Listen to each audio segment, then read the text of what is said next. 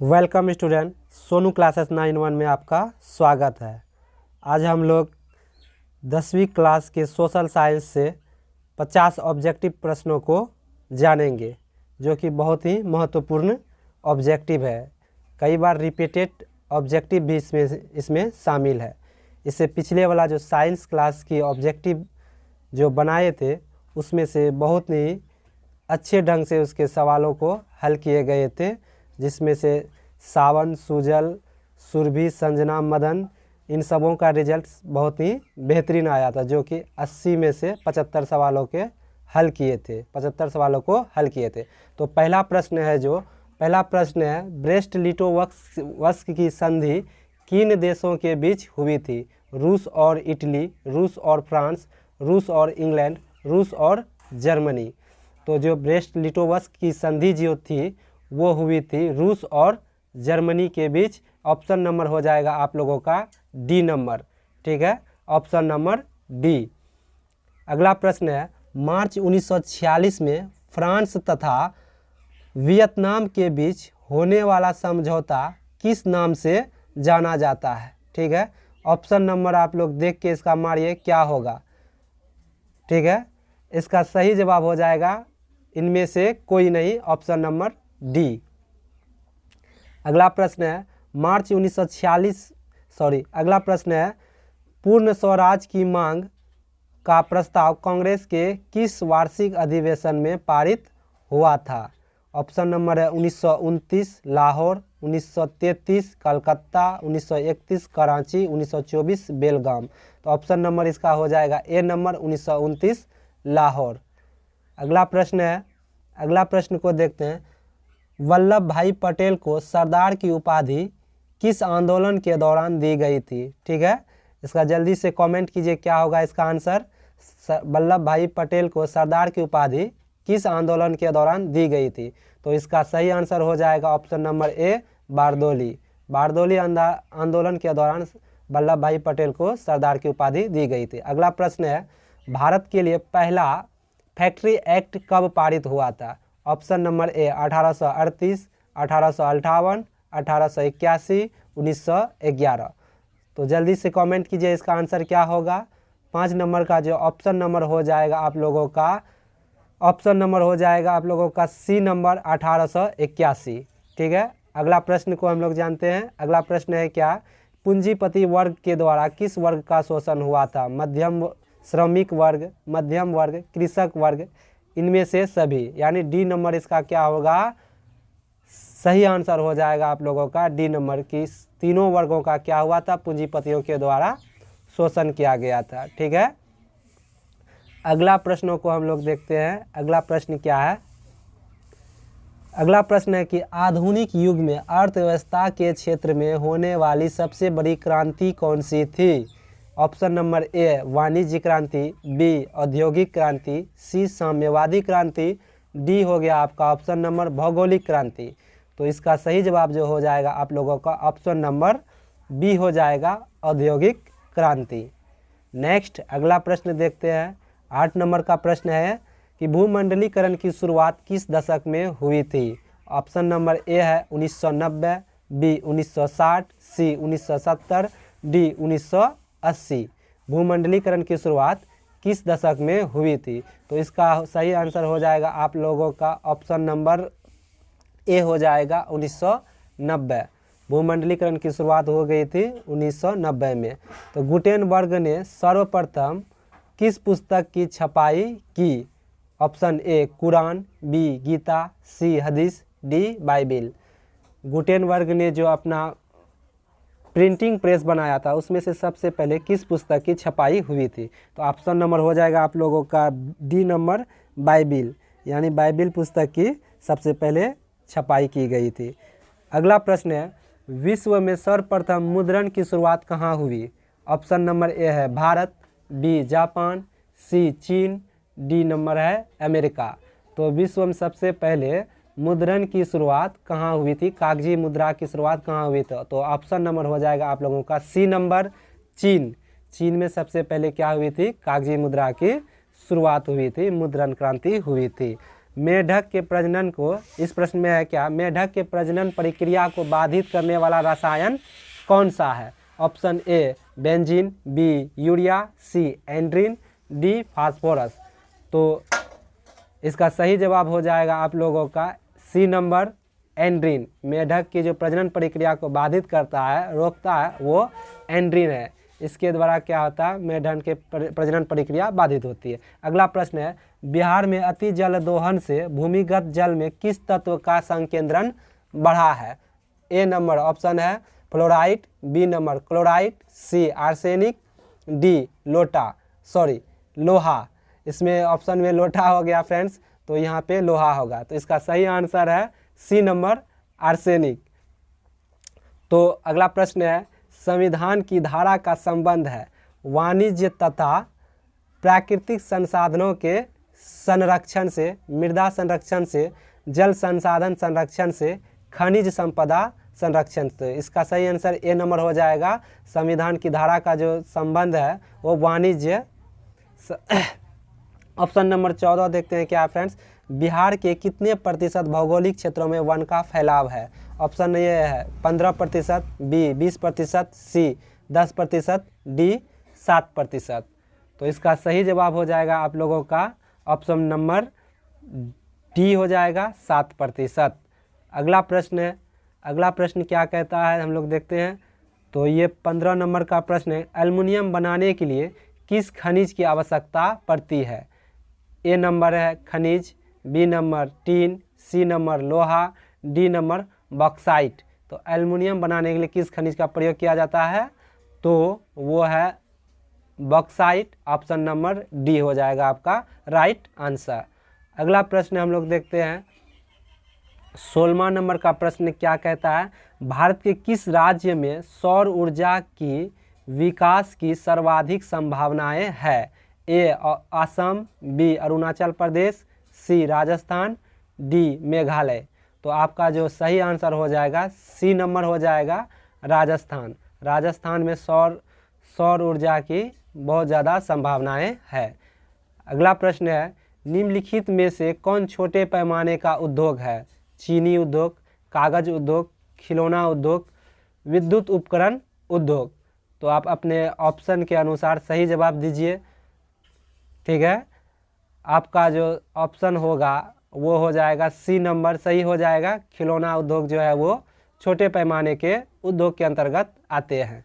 अगला प्रश्न है, देश में कितने विशेष आर्थिक क्षेत्र विद्यमान है? ए 10, बी 7, सी 15, डी 5। इसका सही जवाब होगा आप लोगों का ऑप्शन नंबर हो जाएगा, जल्दी से कमेंट कीजिए। ऑप्शन नंबर डी हो जाएगा आप लोगों का 5। कितने आर्थिक क्षेत्र विद्यमान है? 5।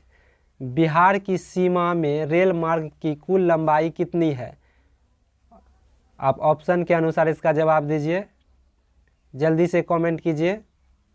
ठीक है, इसका आपका सही जवाब हो जाएगा ऑप्शन नंबर ए हो जाएगा 6263 किलोमीटर बिहार की सीमा में रेल मार्ग की कुल लंबाई है। अगला प्रश्न है, तल चिन्ह की सहायता से किसी स्थान विशेष की मापी गई ऊंचाई को क्या कहा जाता है? ऑप्शन ए स्थानिक ऊंचाई, बी विशेष ऊंचाई, सी समोच्च रेखा, डी त्रिकोणमितीय स्टेशन। तो इसका ऑप्शन नंबर हो जाएगा आप लोगों का ए नंबर हो जाएगा स्थानिक ऊंचाई।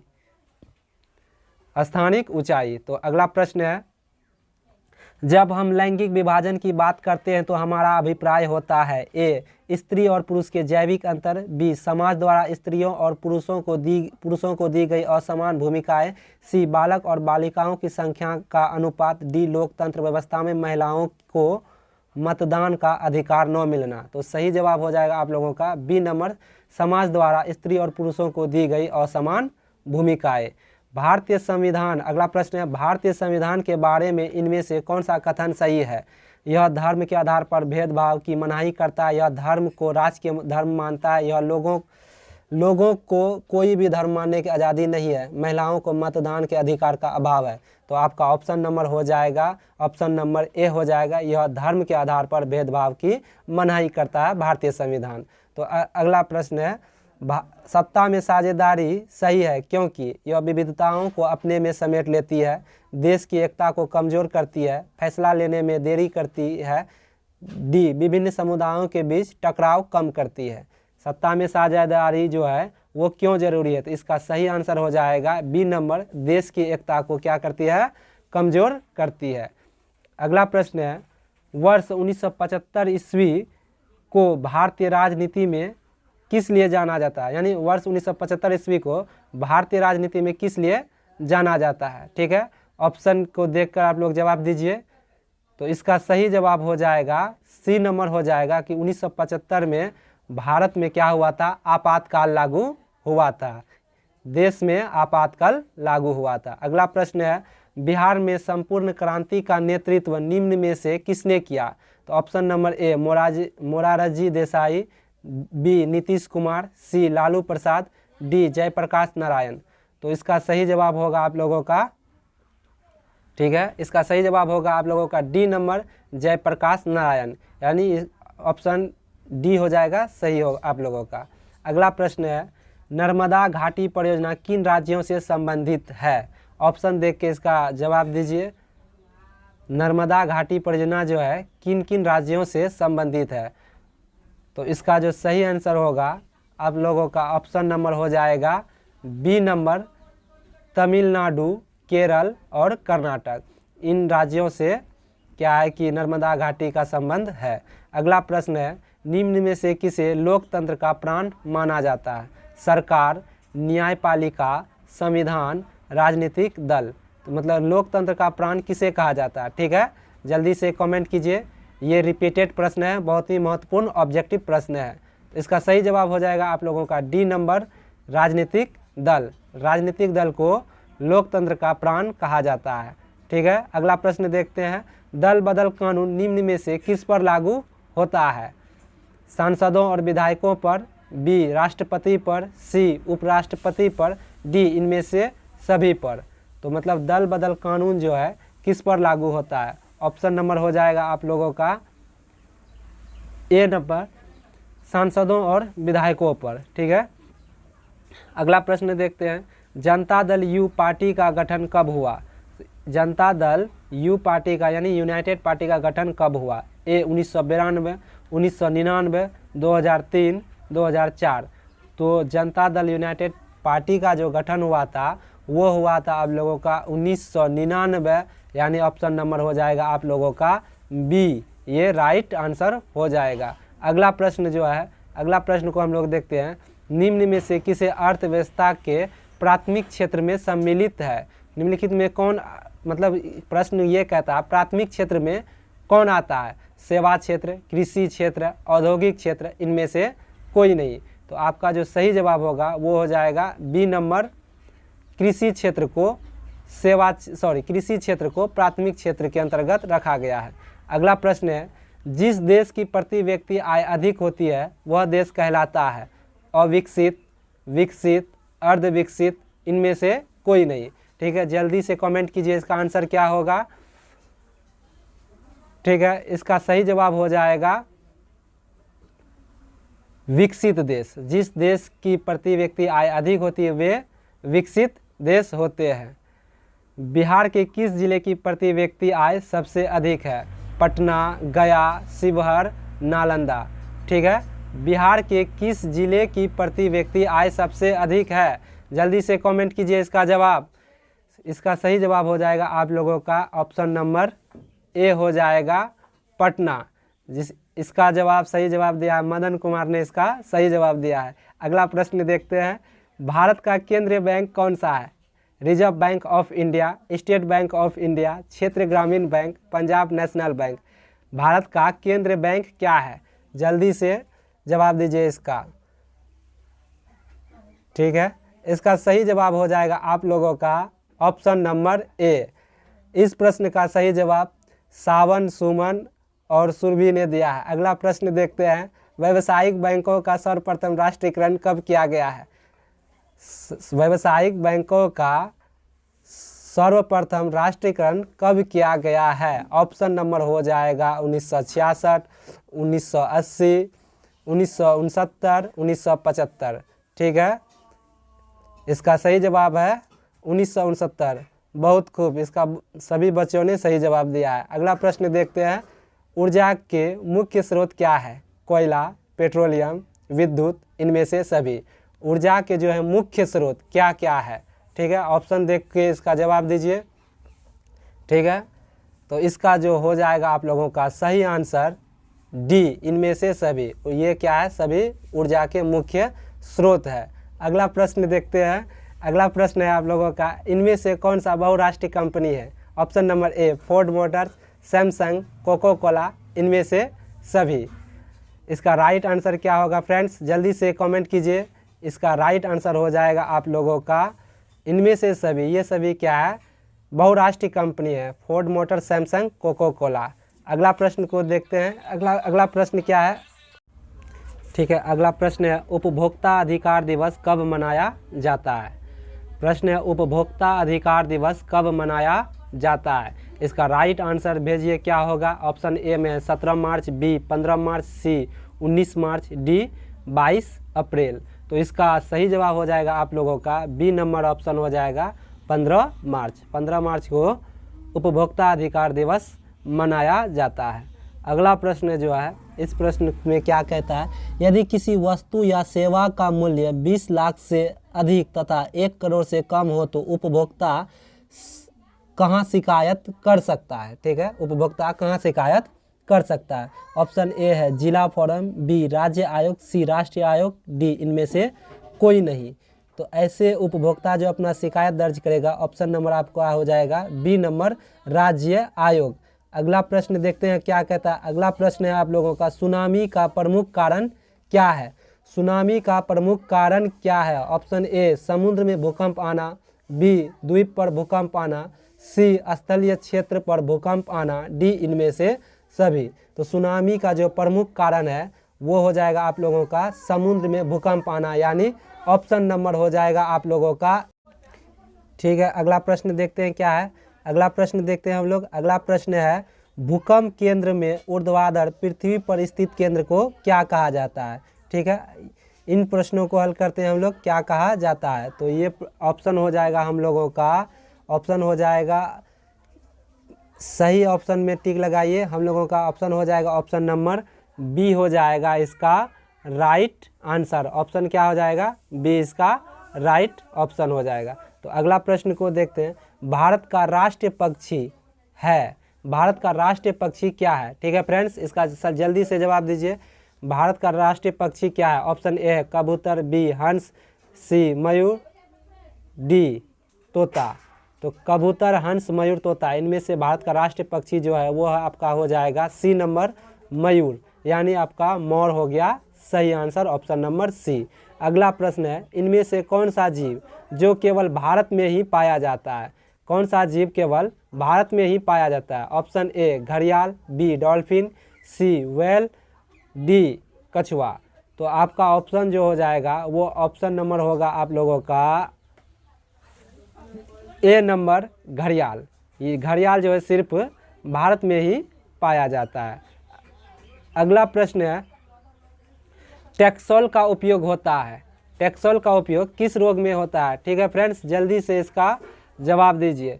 Option A malaria, B AIDS, C cancer, D TB. Taxol का उपयोग किस रोग के उपचार के लिए किया जाता है? तो इसका सही जवाब हो जाएगा आप लोगों का ऑप्शन नंबर सी हो जाएगा कैंसर। टैक्सोल का उपयोग कैंसर रोग में किया जाता है। अगला प्रश्न है, चरक का संबंध किस देश से था?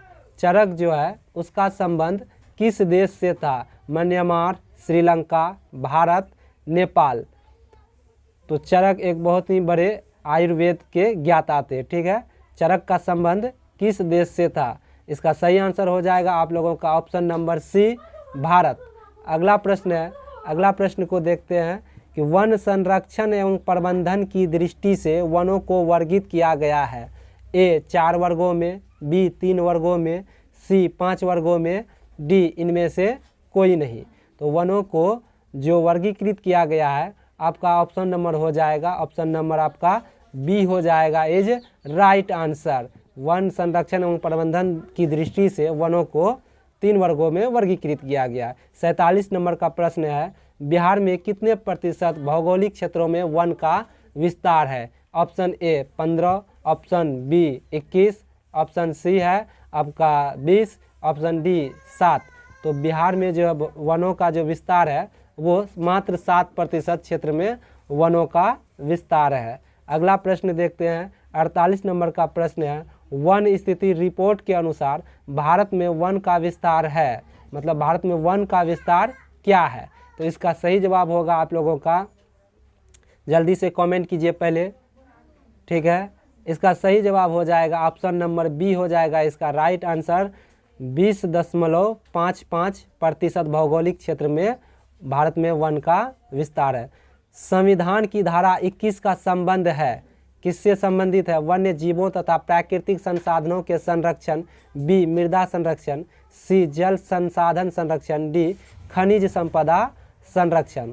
तो इसका सही जवाब हो जाएगा आप लोगों का ऑप्शन नंबर हो जाएगा ए हो जाएगा सही। वन्य जीवों तथा प्राकृतिक संसाधनों के संरक्षण से संबंधित संविधान की धारा 21 का संबंध है। अगला प्रश्न है, प्राकृतिक संसाधनों का संरक्षण 1968 में कौन सा कन्वेंशन हुआ था?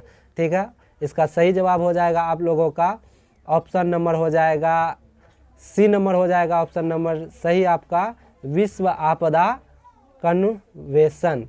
ठीक है, आज का ये टोटल 50 प्रश्न थे सोशल साइंस से। आई होप कि आपको अच्छा लगा होगा। जितने भी विद्यार्थी आज का क्लास किए उन सबों के लगभग जवाब सही थे। और इसके बाद मैं दूसरा सब्जेक्ट का ऑब्जेक्टिव लेके आऊँगा, वो हिंदी का होगा। ठीक है, अगर वीडियो अच्छा लगा है तो लाइक और सब्सक्राइब ज़रूर करें। जय हिंद, जय भारत, वंदे मातरम।